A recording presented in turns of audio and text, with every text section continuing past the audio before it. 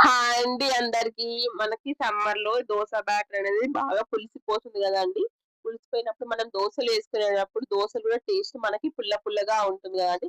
అలాంటప్పుడు మనం ఏం జేసుకోవాలంటే మనకి తగినంత క్వాంటిటీ దోస బ్యాటర్‌ని వేరే బౌల్‌కి దాన్ని ట్రాన్స్‌ఫర్ చేసుకొని దాంట్లో తగినంత సాల్ట్ ఏసుకొని and 1 tablespoon sugar add జేసుకోండి. షుగర్ యాడ్ చేసుకోవడం వల్ల టేస్ట్ చాలా బావుంటుంది. అండ్ మనకి ఆ పులుపుదనం అనేది ఉండదండి. అండ్ కలర్ గూడా చాలా బా వస్తుంది. అండ్ దోస టేస్ట్ గూడా చాలా అంటే చాలా బావుంటుందండి. ఇది నాకు తెలిసిన చిన్న టిప్ అండి. మీకెవరికైనా తెలవకుంటే ఈ టిప్‌ని ఫాలో అవ్వండి. అండ్ దోసను గూడా వేసుకున్నాంక దాంట్లో మంచిగా దోస పైన సన్నగా తరిమిన ఉల్లిపాయలు, పచ్చిమిర్చి అండ్ క్యారెట్ సన్నగా తరిమిన క్యారెట్ వేసుకొని మంచిగా దాని పైన తగినంత సాల్ట్ అండ్ మీకు స్పైసీకి తగ్గట్టు ఇంకా కొంచెం మీకు స్పైసీ కావాలనుకుంటే కొంచెం చిల్లీ పౌడర్ యాడ్ చేసుకొని మీడియం ఫ్లేమ్‌లో పెట్టుకొని బాగా కాల్చుకోండి. కాల్చుకున్నాంక మన టేస్టీ దోస రెడీ.